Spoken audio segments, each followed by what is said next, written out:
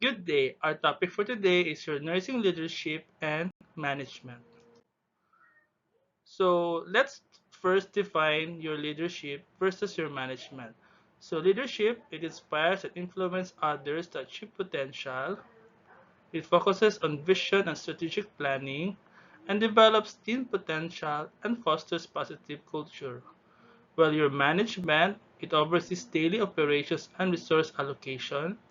It plans, organizes, staffs, directs, and controls activities, ensures efficient and effective care delivery. So, as a nurse, we're going to be a nurse leader someday. So, what is the role of a nurse leader? So, first, they develop vision, they inspire others, they foster a positive and supportive environment for staff and patients, and they guide change. So they lead innovation and adaptation to evolving healthcare needs. So what are the styles of leadership in nursing? So we have your transformational, authentic, and servant.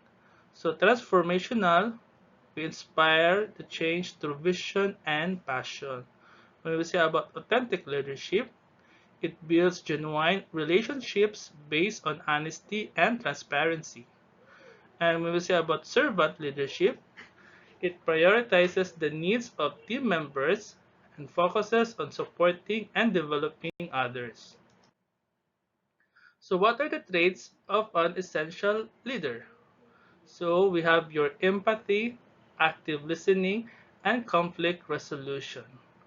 So, when we say about empathy, we understand others' perspectives and feelings. And we use your active listening. So we fully engage with the speaker seeking to understand before responding. And for conflict resolution, we address disagreements constructively. So we find a win-to-win solutions, not lose-lose or lose-win. So we find win-win solutions. So the nurse manager's role it involves your planning, controlling, organizing, staffing, and directing. When we say about planning, we set the goals. When we say about organizing, we coordinate resources and personnel effectively. Then we ensure appropriate personnel are available to patient care. We guide the staff in implementing care plans, and we monitor performance and making necessary adjustments. So these are the key management skills. You have your communication, delegation, time management, and your budget management. So again, when we say about leadership and management, they are of different classes. So we have your nurse leader and nurse manager. So nurse leader, they focuses on people and vision, while your nurse manager focuses on tasks and resources. And future-oriented among nurse leader, while your nurse manager are present operations. Then example, the approach in your nurse leader, they inspire change, while your nurse manager ensures stability. So what is a positive practice environment? So it involves high quality care that supports professionals and promotes collaboration and safety because they can reduce the burnout. They have higher retention and fewer errors, thus there's improved patient safety. So supportive leadership and practice. So we recognize your staff contributions. We provide constructive guidance, not destructive, but more on constructive guidance. Then we advocate the staff needs. So supportive leader value their staff, provide guidance, and foster a collaborative environment so they create psychological safety and stand up for their team's needs. So how do we ensure adequate resources? So we have your regular needs assessment, then we have your budget advocacy, then we check the equitable distribution of your allocation, and we continuously monitor, so we regularly reassess and adjust the resource levels.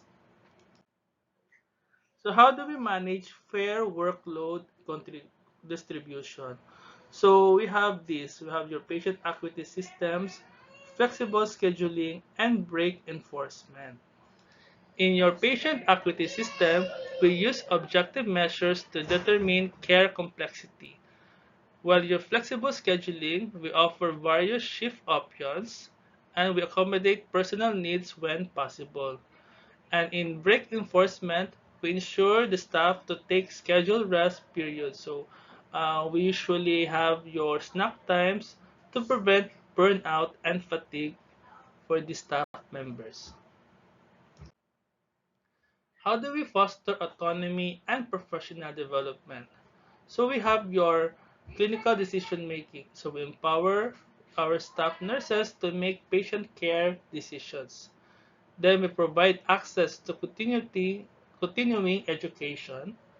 We create clear advancement opportunities and we encourage specialized knowledge development. And how do we enhance collaboration and communication? So effective communication channels within the nursing teams and across disciplines, and they are essential for coordinated care and positive work environment. So we create a safe environment. So first, we have to have a zero tolerance. There should be a clear standard against harassment and discrimination. Then there should be proper equipment and protocols to prevent injuries. That is for your physical safety. Then we always practice your infection control. And for the psychological safety, the environment where staff can speak up without fear should be practiced. And in promoting your ethical practice, we establish a clear ethical guidelines based on the institution we work. Then we provide ethics education, so we provide regular training on ethical decision making. And one of that is really to create an ethics committee that is for other discipline to address complex issues and provide consultation for difficult cases. So in encouraging staff engagement, the number one that should be addressed first is there should be a clear communication. Then there will be decision-making inclusion, especially for staff members. So there should be a consensus among the staff members. Then we recognize program, we do your professional development, and some of the institution have team building activities so as to encourage other staff to engage in other staff members. So what are the essential characteristics of effective nurse leader? So being an effective nurse leader, it involves that you have to convey information clearly. So they should be effective communicator. They should show genuine concern and build trust. So they should be empathetic and caring. They should be resourceful and adaptable. And they should be futuristic and visionary, and they plan the pathway to improvement. So what are the other essential leadership qualities? So successful nurse leaders are committed to developing their team not only for themselves but really it's really a team effort.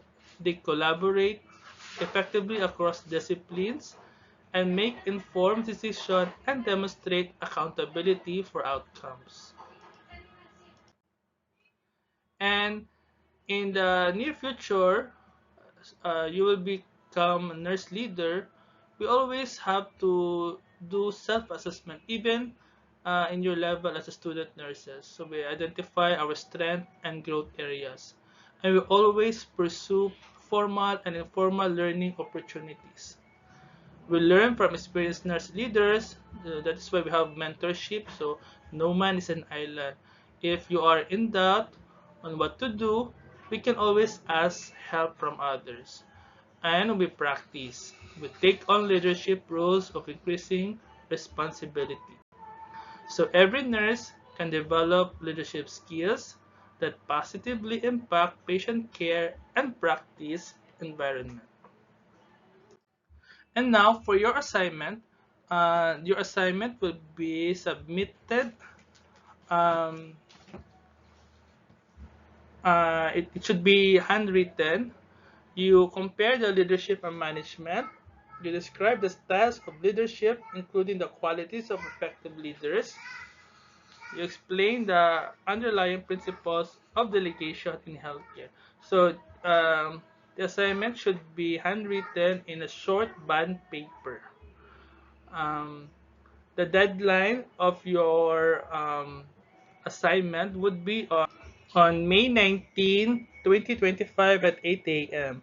So at the top of your bond paper, you have to write your name, surname first, then your subject, and the block section. Then make sure that you write legibly.